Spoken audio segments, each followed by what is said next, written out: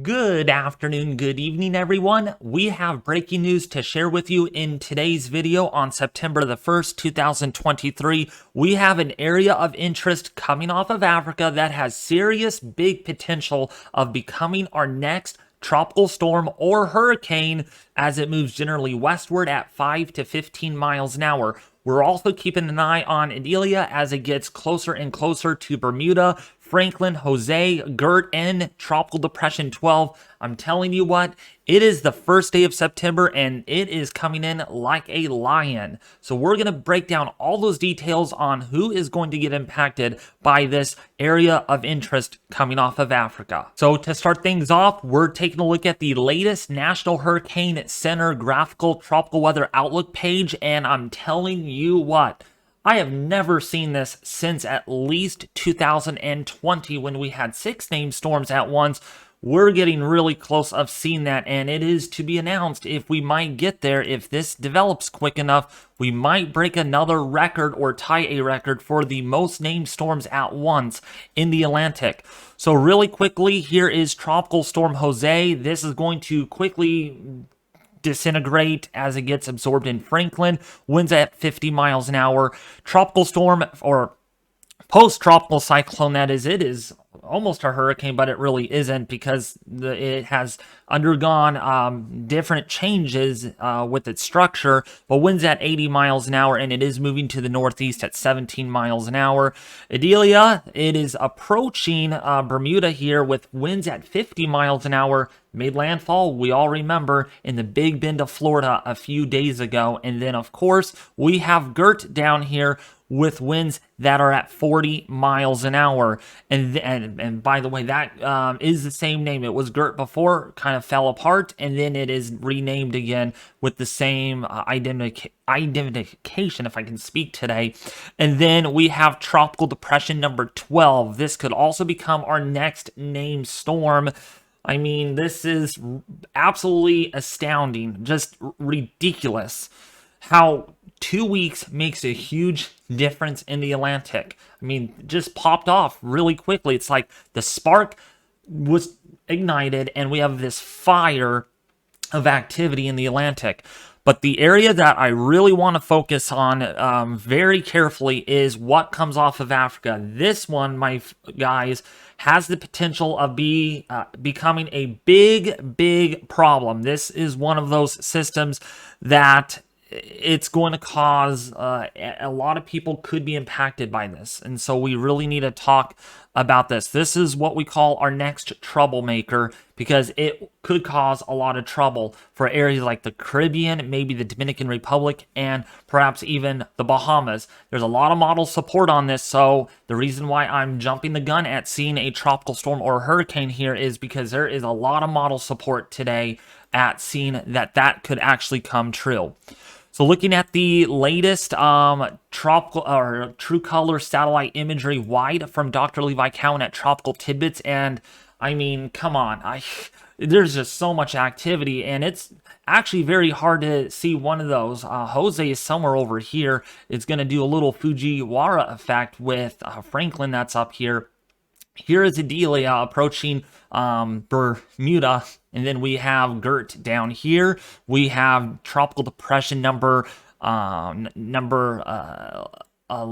gosh, see, there's so much, 12, that is. So we got a lot going on. And then, did I miss anything? I think I did. There's another one in there hidden somewhere. That's just, oh yeah, there's Franklin. I forgot to circle you in. So there are your areas. Man, it is just busy. And then look at this coming right off of Africa, the equatorial portion. This is going to be the big one. This, I'm afraid of, is going to be racking up a lot of ace points. The accumulated cyclone energy, that's a measure of quality over quantity. So just because we have all these named storms, is it really amounting to a lot of ace points? Well, we'll find that out in just a second here toward the end of the video.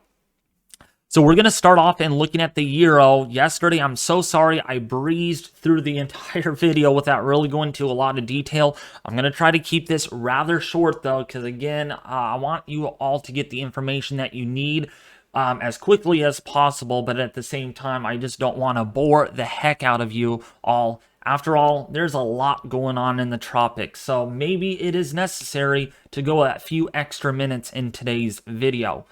This is a look at the latest ECMWF. This is the Euro model. So we have different global computer models that we look at, and one of them is the Euro. We're also going to be looking at the GFS as well. We're not going to look at the Canadian. Well, actually, we could if we want to. If there's time, we can kind of dive into that. But what we're looking at here is, this is what we call a 3-cheese perimeter. Why I call it 3 cheese is, if you think about it, 3 cheese tastes even better than just one set of cheese.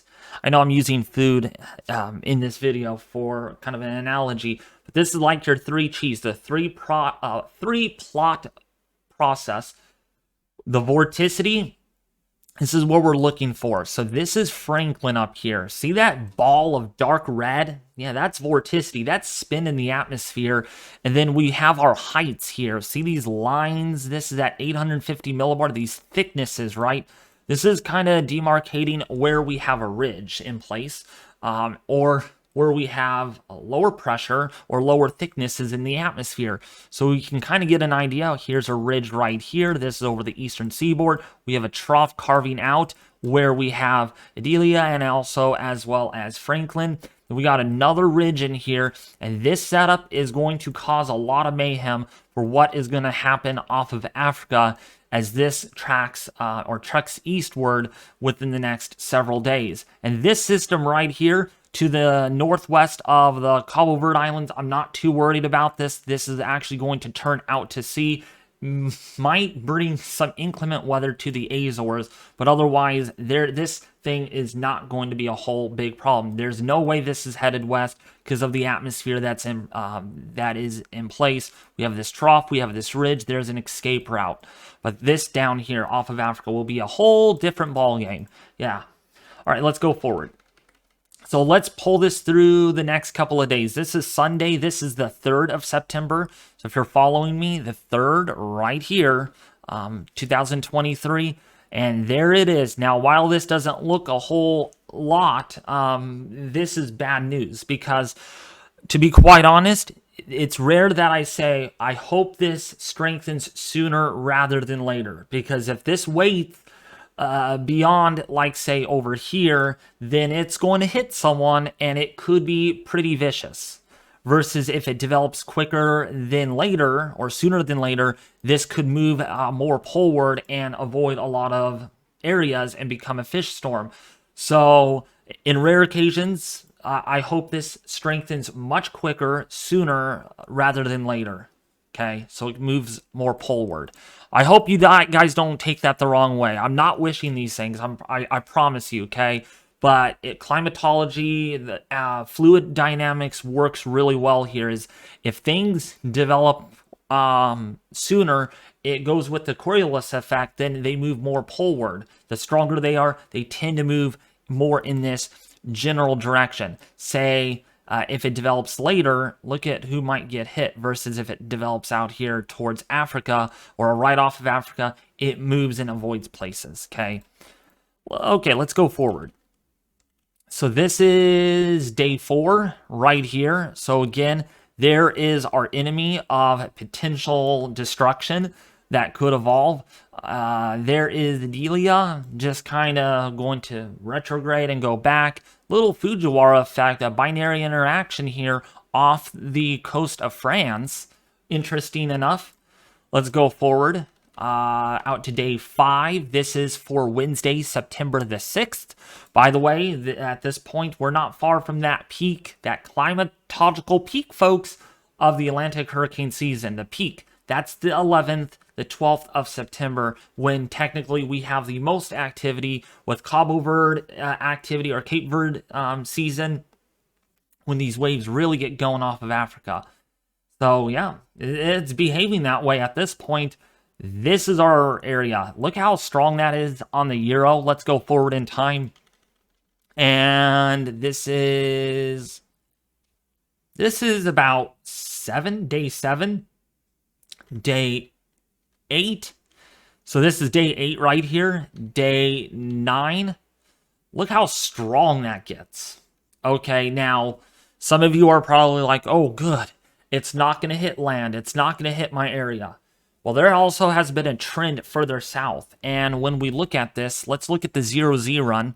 Okay, so there's different runs that, you know, the forecast changes. So if we look at yesterday's 0Z run, then the 12Z run, if we put these points, okay, these, I'm going to do black dots here so you can all get a comparison. This is this current, or yesterday's or last night's run, then this is the morning's run. We can see how there has been a trend further south. So now, while at this point, there is no imminent threat to any life or property at all in Puerto Rico, the Virgin Islands, or say the Leeward and Windward Islands, this does not mean that it's not going to hit you. I want to make that clear, okay? This could still move west enough. I mean, think about Irma. We all thought Irma was actually going to miss some of these islands, right? It didn't in that way. So this has my attention, big time attention, especially when we have a major hurricane on the Euro. When we go forward, man, this thing is absolutely powerful, very strong signal that I do not like seeing. And when we zoom in, that is a signature of a major hurricane. All right, and there will be more proof in a little bit showing you just how strong this could end up being depending on what model you look at and what time of the model run you're looking at. Okay, some YouTubers like to cherry pick model runs, but there has been quite the consistency in the last several model runs that this entity, we call these, could exist. And if it does pan out like this, this could be a very strong signal. And I mean, that's the 31st of August. This is the 30th of August. I mean, look at this. I mean, this is really something. We're going all the way back to August the 29th here at looking at something that could be a really big problem. The 12Z run also indicating something. So there's a lot of confidence in today's model output that we could be dealing with a very troublemaking type system. This is a look at the GFS model. Now, again, this is one of those other models that I like looking at.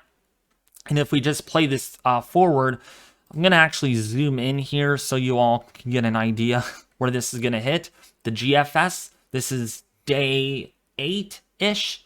This is day 7. This is day 7.5, day 8.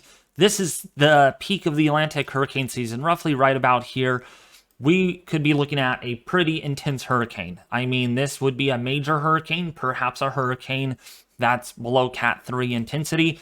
And eventually, this really skirts. And I mean, if we go back and look at the same, so this is 234. This is the same time. The Euro has it further north. The GFS has it further south. But there's consistency here that this is going to be very close, potentially in striking distance of these islands. So I want to make that clear with you all that are watching. I'm not hyping this up. I'm not wishing for a lot of views here just to get attention.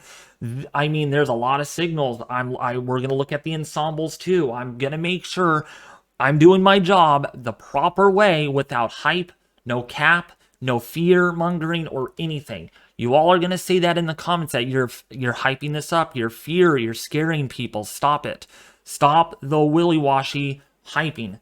I'm going to do my job, and I'm going to read the models as what they're telling me, and they're telling me that we could be dealing with a serious system. So this is the GFS, roughly out to 10 days now. Yes, I'm going out to 10 days because there's that level of confidence that we could be dealing with something pretty significant. And when we look at previous GFS model runs, nearly the same time out, so this is the 06Z run. This was going through the Bahamas. And yes, some of you were asking, could this hit the eastern U.S.? Maybe the Carolinas, Cape Hatteras, maybe Florida. It's very hard to say at the moment. There's a lot of complexity with the atmosphere. There's troughs to the north. There's ridges that could influence this thing. Does this go out to sea? Does this hit Florida? We really do not know yet. I wish I would have the answer that, yes, this is going to hit Florida, this is going to hit the Carolinas, but I'm not very confident. So I'm going to say at this point, there's a slim chance until we get more model consistency, because this is all over the place right now. And without consistency, we cannot make a forecast. After all, models are not forecasts and are not your guide of actual weather prediction, since it uses numerical format. But one thing for sure, this is a very powerful system. If we look at the water vapor imagery forecast, this is a 963 millibars. Previous models wanted this down to 940 millibars in the Bahamas. So it's just about, again, how strong will this get? Now, I wanted to all show you the Euro really quickly on how strong could this get. There's another model that I will show you that to prove my point that it could be deeper than 942 millibars. But that, my folks, is very, very concerning. That is very, very strong. And actually, when we do go and look at weather models, my favorite tool that I like to look at here, we are going to show you just how strong the ceiling that this could have with it. So let me actually take a look at, let's go to the tropical western main development region and go to precipitation and mean sea level pressure here. So when we play this through, that's 957, 955. Actually, Weather Nazario, you can follow him on YouTube. There will be a link in the description. He was actually pointing this out to me, that this could become stronger than what some of the, depending on which agency you're looking at on a website, Tropical Tidbits, Weather Bell, Weather Nerds, you know, there's different formats. And this format right here on weathermodels.us wants this down to 925 millibars, which would support a Category 5 hurricane, if not a high-end Category 4 hurricane.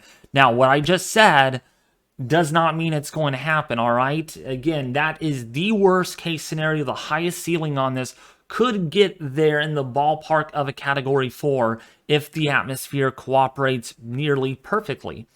Now, the wind forecast on this is pretty concerning. Let's take a look at the Euro deterministic 10-meter wind forecast. Again, a lot of the information is above my lovely head up here, and that's a satellite imagery. That's just a test run for right now for our next disturbance. Okay, so let's see how strong this gets. Are you all wondering about this, right? Actually, let's take a look at the Caribbean. Yeah. The Caribbean, because this will be in a format of miles per hour, but we'll look at that in just a second. Look how strong this gets. The Euro, now pay attention, everyone, right down here on the screen. Take note of the max, okay? That is in knots, by the way. When we go forward with this, 115 knots, that's a Category 4 hurricane. 118 knots by 234, that would be a Category 4 for sure, kind of in the ballpark there of a Category 3 or 4. Now, that is not where it ends here either. Let's zoom in a little bit more, and let's take a look at the Greater Antilles, because this plots out a little bit more aggressively. And yeah, 120 knot wind, that's about 145 miles an hour. That is a mid-grade Cat 4 at this point. And let's go back and look at now the zoomed out view so we can use miles per hour. There it is, 136 miles an hour. That is a Cat 4. And wind gusts could reach 173 miles an hour. So even so, this is not going to probably hit the Puerto Rico, the Virgin Islands. This could be such a big deal that we don't know where this is going to hit. Does it hit the Bahamas? Does it track further south? There's a lot of information that I do not have at this point, and I wish I can say, yes, I know where it's going to hit, and it's not going to be pretty at all. But unfortunately, I only know as good as the models do, and we have to see what the trends do over the next several days. Now, the ensembles do help us out a little bit, and these are what-if scenarios. So the ensemble that the Euro uses 50 different individualized members. The different 50 what-ifs that could happen based on the initialization, on the atmosphere, on what the state of it is in. So this is day 5, by the way. So these are snapshots. So 5 days out, this is kind of where a lot of our clustering is. By the way, this would be a strong tropical storm in 5 days. That's why I'm a little optimistic on why the NHC here still has it at 50%. I'm thinking they will go 60% or 70% in their next outlook that will be released here in about a couple of hours or so. Now looking at and again, 60 to 70%, that could be upgraded to. That's a high chance for tropical formation. Now let's go out to day 7 or day 8, and you can see most of the clustering is still in the ballpark over here, over some of the northern leeward islands, windward, as well as the Virgin Islands. And let's go now out to day 10. This is when it gets a little more concerning. We have a lot of members now. There's a lot of spread here, okay? This is the realm of possibilities. Some of the members want it over here. Some of the members still want it striking distance, perhaps over these islands, even the Bahamas. And these pink lines that you see indicate how strong this might get. And we have a few members here that could get this up to a Cat 5 hurricane. Very, very strong. A lot of these pink lines really worrying me. It's from about in here. Let me box this in. Right about in here that we really have to watch the atmosphere closely. That could support explosive intensification. And where this is going to go, right now the latest ensemble here wants this to go generally off towards the west-northwest towards Florida. So yes, could this hit Florida? There is still a realm of possibility, but this is outside of the 10-day forecast, and you know how that can change. 10-day is very, very inconsistent. This could trend further south. This could trend further north, slow down, or get faster with its ensemble output. So therefore, there is a high level of uncertainty in regards to exactly how strong this will get. But we know it's going to be a big deal because of a lot of our past model guidance. Sea surface temperatures are very favorable for this. So we are looking at sea surface temperatures in the mid to upper 80s throughout the deep tropics here of the Atlantic, as well as the Caribbean, the Bahamas. Sea surface temperatures right around 31 Celsius, which would support a very powerful Category 4 or 5 hurricane should anything kind of sneak its way into this portion of the Atlantic. Yeah, that's why the Euro is probably going fairly ballistic. And yeah, this is the 26-degree line. Even so, this is a cooler patch of water. This would still support major intensity of hurricanes. Okay, so now I'm not going to get into that. These are your temperature anomalies. We know it's well above average. But long story short, folks, this disturbance, let's go to it right now. This disturbance that we're really watching, this little guy is the big one. I believe and I'm confident enough that this is going to cause a lot of problems. A lot of people are going to be curious, is it going to hit my area? So now you know the answer, that there's a lot of uncertainty, a lot of question marks that do remain over this portion of the forecast, since there's a lot of model spread of what goes on up here. It may influence on what this does. Does this go north? Does this go this way? We just don't know. But I'm hoping this video helped you out a lot. Well, anyways, that's going to do it. Share, like, and subscribe if you did enjoy today's video, and I'll be back with you more tomorrow with another detailed update on the tropics.